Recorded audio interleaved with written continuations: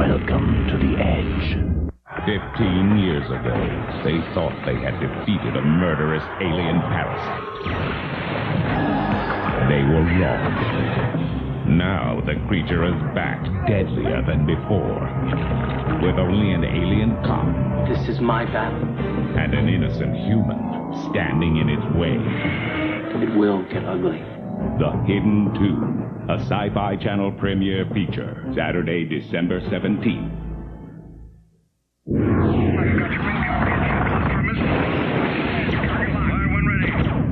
You are watching the Sci-Fi Channel. Roger, let's head home. Macabre master Clive Barker and legendary director Robert Wise buzzing at you next.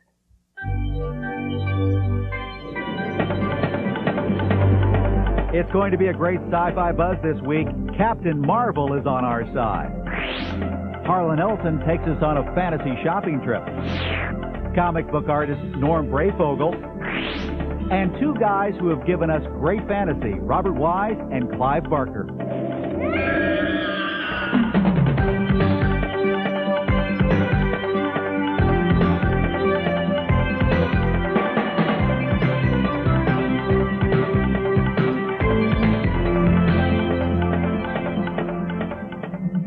You've heard of pheasant under glass.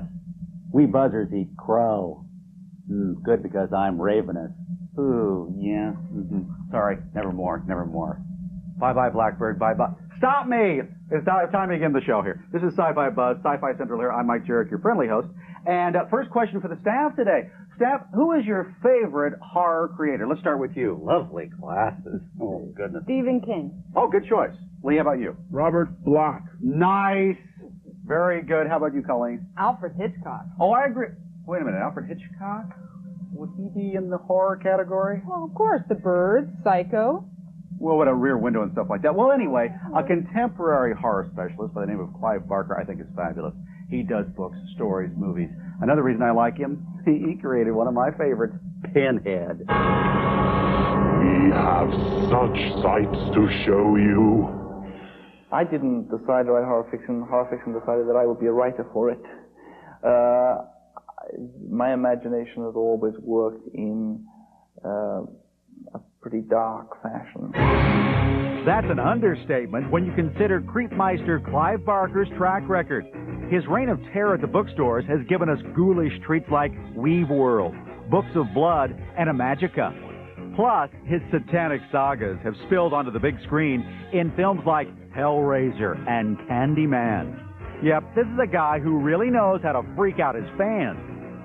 Stories are primal forms. They tell us what we want. They tell us what we fear. They tell us what we may be. They tell us what we are. For those who can't imagine how Barker dreams up this stuff, the answer's simple. He keeps a dream journal. Amazingly, this prolific Liverpudlian has been known to draw entire passages from dream imagery. Particularly when I'm coming towards the end of a book, I become so obsessed with it that basically, it seems to me that my entire dream life is dominated by it. And very often I'll find narrative solutions in dreams as my subconscious turns over the possibilities. You can't leave me like this, you can't. What do you want me to do? Barker made a dramatic directorial debut on the 1987 fright flick Hellraiser, based on his novella, The Hellbound Heart. It's a family saga, isn't it? I mean, the scariest moment, for my money, in Hellraiser is when Kirsty, played by Ashley Lawrence, comes downstairs to greet her beloved father and then realizes that the father who is coming towards her across the hall is not her father at all, but her uncle in her father's skin. The Freudian ramifications of this are endless. Come to Daddy. Hellraiser introduced audiences to the ghastliest Cenobite on celluloid, Pinhead, whose bizarre, bloody antics have ensured him a place in the annals of horror film history. You solved the box. We came. Now you must come with us. While Pinhead's hellish pranks send shivers down moviegoers' spines, Barker believes his film's truly horrifying moments are those that hit much closer to home. The great scares, I think, in Hellraiser are not really related to Pinhead. They're related to discovering that your stepmother is a murderess with a hammer. I mean, that's the human level upon which the narrative is working. Barker is executive producer of the 4th Hellraiser installment, due in theaters early next year. He's also exec producing a sequel to Candyman, and has written the screenplay for an animated version of his best-selling children's novel, The Thief of Always. But Barker hasn't set aside directorial duties altogether. He's currently helming Lord of Illusion, a supernatural thriller based on his story, The Last Illusion. And ravenous readers of Barker books needn't fret. His latest offering, Everville, just hit bookstores. I think the moment that I walk away from a book or a movie or a painting and say, wow, that is perfect, it's probably the moment I should give up, because it's not going to get any better than that. We're going retro with the Captain after this disconnect. This Sci-Fi Channel program is brought to you by Pringles. So fresh. Once you pop, you can't stop. Here's a chip that's got more original. New Pringles Ridges, it's more crunchy. If crunch is what you can't resist, a Pringles Ridge is more crunch than this. Crunchy! Golden tasty crunchiness, not this bag chip greasy mess. Pop the Pringles Ridges, it's more crunchy. Once you pop, Ridges, you can't stop. Since the beginning of time, mankind has striven to double and redouble his powers. A mysterious machine has appeared in homes across America. All right, baby. Increase the power of the unit 40 times. 32. X. Welcome to the next life. You spill your drink? I don't have a drink. Uh-oh.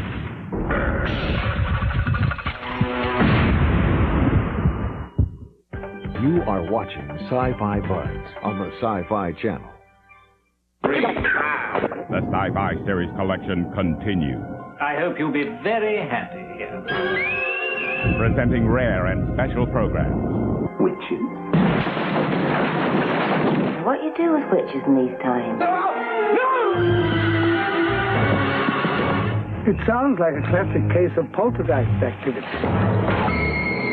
Your room is ready and waiting at the Hammer House of Horror. Begins December 5th. Ouch! Bela Lugosi is back for more blood. Is Dracula, part of Interlude with the Vampire. Tomorrow at 9.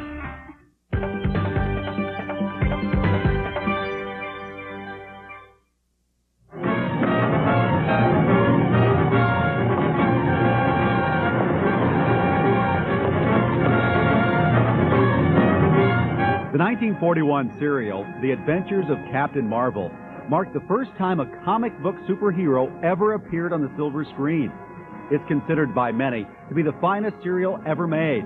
And thanks to home video, you can continue to enjoy its superb special effects and first-rate production value. Where's Miss Wallace? Where's Miss Wallace?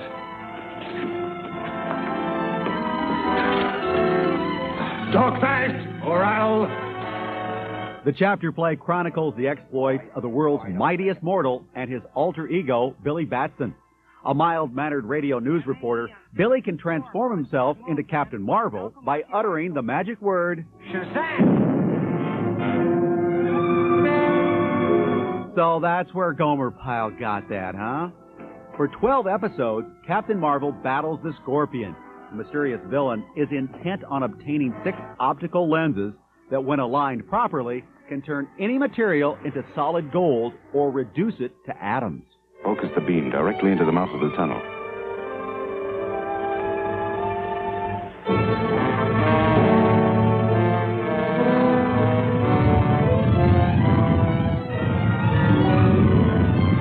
Captain Marvel differs from other fantasy heroes in that he has no reservations about getting mean. Can you imagine Batman machine gunning his enemies in the back, no less? Or how about the Green Hornet using some poor guy's head for a battering ram?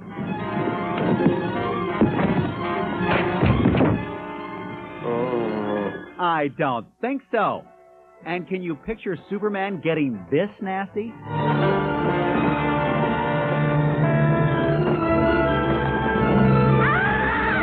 Captain Marvel was brought to life by B-Western star Tom Tyler. Though he had been an Olympic weightlifter, he didn't do his own stunts, which was just as well. His stuntman, Dave Sharp, was one of the all-time best. His spectacular takeoff leaps and landings are legendary. He executed these amazing vaults with the aid of a small trampoline.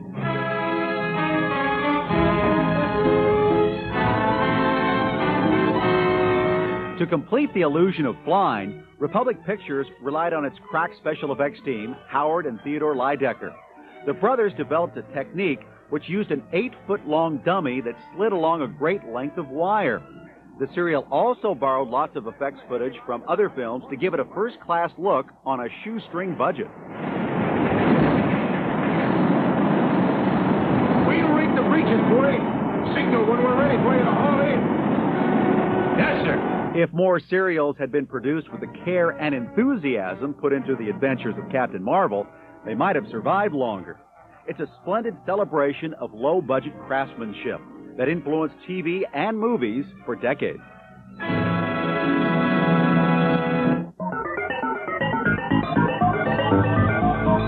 This is Mary Schmidt from Fitchburg, Wisconsin.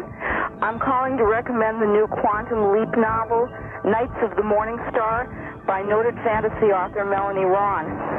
In this book, Sam leaps into a medieval recreationist group, very much like the Society for Creative Anachronism, and encounters people who could directly affect his chances of going home. Hey, Buzzers, call the Buzz Board if you want to share one of your favorites with Sci-Fi Buzz viewers. 213-851-7235 is the number. Conventions, books, videos, conferences, film festivals, give us a call. Susan, as you know, I'm no comic book expert, but Norm Breyfogle, is that a comic book character name? No. Look, comic book artist, Norm Breyfogle. Boy, you're It's a good name for an artist, though, don't you think? Mm-hmm. Nice stuff, too. Picasso, Dali, What's wrong with your Breyfogle. Breyfogle. And a nicer guy you couldn't meet. When comic book artist Norm Breyfogle was a kid, he didn't know what he wanted to be when he grew up. But his mother saw creative potential in her son that she nurtured and encouraged, despite his stubborn nature. I didn't really consider getting into it until I took some private art lessons that my mother forced me to go to on Saturday morning, which I hated doing because, you know, that's your one day off. I had to get up at 8 o'clock in the morning. What is this? It's like school. But after a year of that, I decided I did want to make a living out of it. It didn't take Breyfogle long to tap into the art form that really got his creative juices pumping, comic books. He majored in illustration at college. After graduation, he displayed his work at San Diego's Comic-Con, where he met an agent who agreed to represent him. And in time, the ambitious lad landed at DC Comics, where he spent 6 years rendering images of the Caped Crusader for the Batman comics. The main thing was just coming from unknown status to proving that you can do it on a monthly basis. And it seemed to take a long time. It took a couple of years only, really, before I started getting published, but it sure seemed forever. I would have been willing to start drawing comics in high school, although then I would have missed my wondrous college education. His stint at Batman made Breyfogle a hot commodity in the comic book world. So he capitalized on this newfound clout to help him launch a personal project. He struck a deal with Malibu Comics to supply the artwork for Prime, one of Malibu's popular Ultraverse titles. In return, they agreed to publish Breyfogle's dream project, Metaphysique. I wouldn't have just made the move just to draw Prime, frankly. I mean, it was a really nice change. In fact, I got a lot more out of it than I expected. And Prime is the opposite of Batman in almost every way. He's a youngster, he's unsophisticated, he wears a bright costume, he's huge and muscular. Batman's more Bruce Lee-like or trim. But once I started getting into it, I really realized that I needed a change that I didn't expect. I mean, it was a lot of fun. At present, Breyfogle is wholeheartedly immersed in Metaphysique, which he describes as a cross between Altered States and Superman. It's the story of a young man's coming of age, spiritually and emotionally. And it's kind of symbolic of my own coming of age. But it's told in the superhero format. And it's told in the backdrop of a dream laboratory where a number of people with dream disturbances are being treated. As the title suggests, Metaphysique is a unique and somewhat daring endeavor. It explores various Eastern philosophies, not exactly mainstream material. But Breyfogle hopes that weaving them with a character-driven superhero story will attract comic book readers from all walks of life. A more mature audience could appreciate it, and I think kids could appreciate it because on the surface it's going to be basically a superhero story with a lot of action. The heart of the entire story, figuratively and literally, is a woman, so a woman could appreciate it as well. That assured self-confidence has established Norm Breyfogle as a force to be reckoned with in the competitive world of comics. Bringing the first Star Trek movie to the screen was no picnic. We'll talk to the director, Robert Wise, next. They've been trying for hours to help you find what to wear, but they're really just wearing you out. Oh, boy. I love this look. It's fantastic. It's fantastic. You know what? I'm going to try these on. Since Twix gives you chewy caramel twice, milk chocolate twice, and that great cookie crunch twice, you get one great snack Your dad's got one just like it. after another. That's snacky. When the weather calls for waterproof, there's one mascara that's remarkable. It washes off easily with just soap and water. CoverGirl Remarkable Washable Waterproof Mascara. You get CoverGirl Beautiful Lashes, waterproof lashes that weather any storm. But unlike ordinary waterproof mascaras, it washes off easily with a touch of soap and water. That's remarkable. Remarkable Mascara. Waterproof lashes all day that soap and water easily wash away from CoverGirl. Like the roar of 1,000 freight trains, tornadoes are nature's most violent storm. Now, for the first time, you can experience 46 incredible twisters in one heart-stopping home video. Tornadoes, the entity. This incredible one-hour video brings you rare and terrifying footage recorded live through the shaky viewfinders of awestruck amateurs. You'll live through a full 9 minutes of the infamous 1991 Andover, Kansas killer tornado as it passes within 100 yards of the camera. Plus, exclusive stop-action editing reveals funnel center lightning as you've never seen before. At just $29.95 plus shipping, Tornadoes the Entity is one video cassette you can't afford to miss. Here's how to order. Use your credit card and call 1-800-641-7575 for Tornadoes, the Entity, only $29.95 plus shipping. Don't miss the special TV offer to own 46 of the most dramatic tornado videos ever recorded. Order now. Call 1-800-641-7575.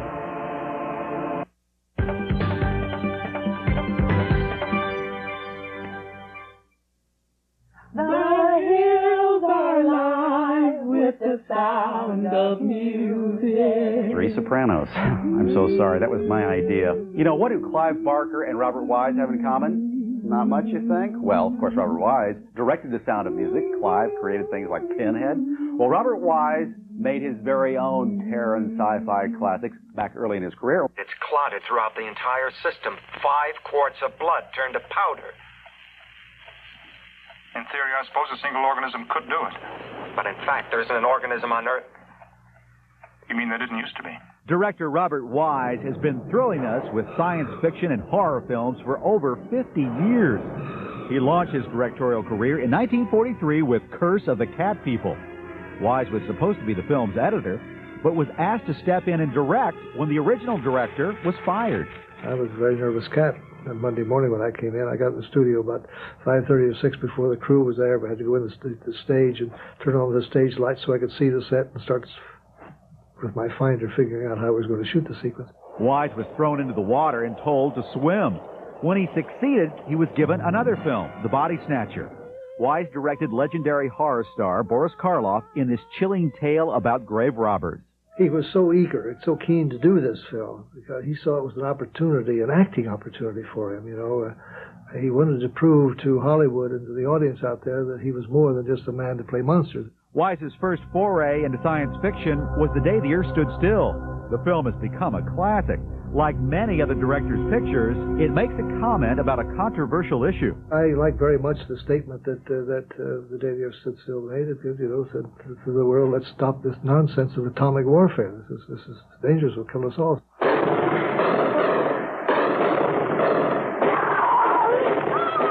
Wise's next genre film was the ghost story, The Haunting. He terrified the audience without even showing any boogeymen. Instead, he relied on things like sound effects and distortion in the camera lens to build fear. He recalls that he had a hard time talking the head of Panavision into letting him use a prototype lens. At that time, I think about the widest angle lens they had was around 35 in Panavision anamorphic, and I wanted something more extreme if possible, and I told that to Bob. I said, don't you have anything wider than that? Don't you have a 30, 28 or something? And he said, well, we are working on a 28. We developed it, but still got distortion in it. I said, oh, that's exactly what I want. I want that distortion. Wise's anti-militarism reared up again in the Andromeda Strain. The science fiction thriller made a strong statement about the insanity of biological and chemical warfare, which annoyed the Defense Department. They denied Wise's request for assistance on the film. Of course, you want something in the Defense Department, and they have to read the script.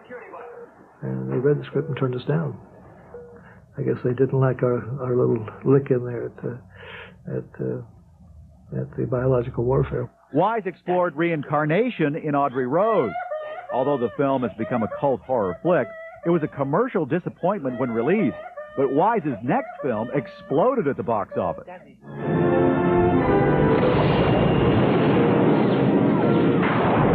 Though Star Trek the Motion Picture successfully launched the Star Trek big screen franchise, it was a nightmare to make. The studio was racing to beat the release of some other outer space films, and the pressure to finish the picture on time was enormous. So we started to shoot with only the first act of the script right, and we were rewriting the script, working on the script all the way through to the very end, to the last day of shooting. The last few days of shooting, I was getting 2 or 3 sets of changes for the next day's work, and that's a very unsatisfactory way of working. Robert Wise hasn't directed any genre film since Star Trek, but with his rich legacy of science fiction, gothic, and supernatural thrillers, he continues to shock, horrify, and incite us.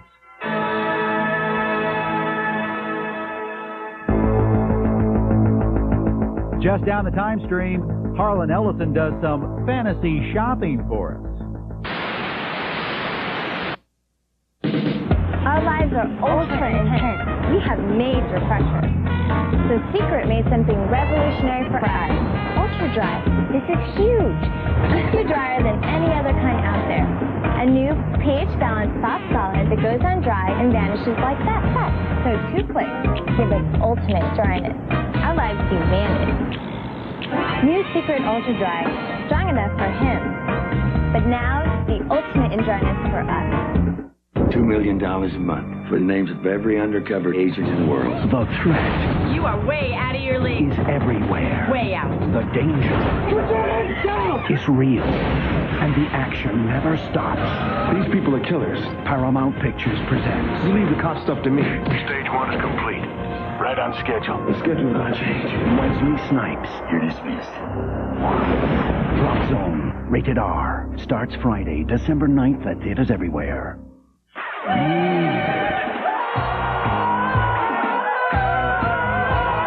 Weird Science. Saturday nights at 10 on USA. You are watching Sci-Fi Buzz on the Sci-Fi Channel.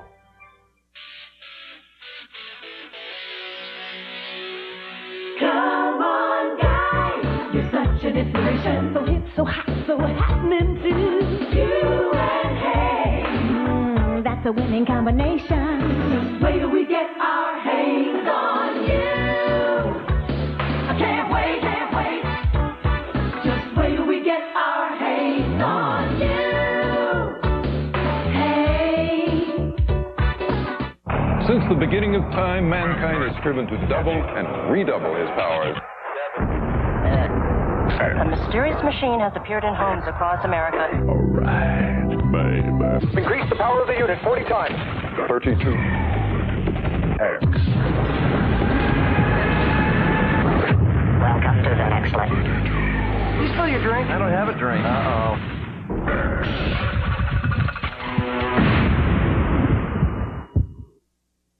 Yes, here am I, a mere tool of commercial interests. The network has said to me, why don't you do a show in which you show us things that people should buy? Some of the toys that you're looking at and buying these days. And I'm saying, this show provides me with very little graft, folks. I don't get any real high-ticket items. But I'll show you a few things that are worth spending your money on. Because as that great American Ronald Reagan said, the business of America is business. Of course, he stole that from Calvin Coolidge, but who am I to cavil? Here is a wonderful thing that I'm actually not showing you because I told Jeff Killian that I wanted to show it on this show, and the next thing I knew it was being shown on SF Trader. You can buy it through SF Trader on this here network, but it is a reproduction of the original Day the Earth Stood Still poster. It is quite beautiful. These are published by a publishing company in New York called NBM. These are the Ray Bradbury Chronicles, and there are 6 volumes of them so far. And these are Bradbury stories adapted and illustrated by the best in the business. And let me show you the kind of thing that they are. For instance, here is an adaptation of Ray Bradbury's wonderful story, A Sound of Thunder. They go for $19.95 in hardcover. They got numbered ones that are, more expensive, but these are very, very nice. I urge you to get these. This is also done by NBM. They've only done 2 volumes of this so far. It's The Fairy Tales of Oscar Wilde, illustrated by the superb artist P. Craig Russell. And this is volume 1. This is volume 2. And let me show you a page out of this. This is a story called The Selfish Giant. Look at this. Ah, is this beautiful? These are only $15.95 a piece. That's NBM. Pops, that makes the trading cards, did a shadow set for the movie. Now, these are called uncut sheets. These are the cards on the sheets before they cut them up. So you can't get them this way, but you'll get the sheets themselves. Now, the set is 90 cards, and most of them, can you see this down here? Can you shoot that over there? Most of them are the movie scenes, which are okay. They're okay. But in between, they've got art. They've commissioned real art by various comic book artists of the shadow. It's beautiful stuff. And there's a full extra set of these, and these are the covers done by Jim Steranko for the shadow paperbacks that he did in the 80s. And on the backs of the cards, oh, you're going to love this. Look at this. Look at this. Here's Steranko. Of course, this was Steranko when he was about 9 years old. He's my age now. And this is the woman who played Margot Lane on the radio. And this is the guy who created the Shadow, Walter Gibson. Well, he didn't actually create him, but he wrote the Shadow novels. And that's Brett Morrison, who played the Shadow on radio in the 1940s, and Orson Welles. And these are the backs of the cards. It's a very, very nice set. Oh, you're going to love this. This is the latest of the Neil Gaiman Sandman graphic novels. This one is called Brief Lives. These are the 2 Sandman sculptures. This one is available now, and you can buy it if you want. Very expensive. You'll have to hock your house. This one is a prototype of the one that's forthcoming. It'll be out around Christmas of this year, 1994, and it is based on the P. Craig Russell art from the Arabian Nights edition of the Sandman. This one I got, it's a prototype that was given to me by Neil at a banquet dinner that was done for me. Now, excuse me, would you come over here? Yes. Now, I'm going to go away now. I'm going to leave you here to look at these, and I'll see you next week with some more good things like these books here. Take care of yourself. That's all the time we have for Sci-Fi Buzz this week. Before we get away, a special thank you and kind of a reluctant goodbye to a very important member of our Sci-Fi Buzz staff, Piers Bass. He's on camera right there. Now, come on, Piers. Get out from underneath that camera. Lee, can you get it? Okay, Lee's got a hold of the camera. Come on. All right, everybody, come on in. Here we go. We have a cake for you. Now, where are you off to? North Carolina? We're breaking lights. No, yeah. Can I get your hair like it normally is? He's heading off to North Carolina to live down there. But you will be coming back in and shooting the show for us every now and then, right? Possibly, yeah. You're never this quiet. The rate's right. This guy's responsible for kind of the look of this show. It's great. Oh, come on. Eat some of the cake. Very nice, thank you. See if there's good luck in this little camera there. Kind of looks like you. Okay, blow them all out, Piers. All right, everybody, a round of applause for Piers. Come on, you, blow hard.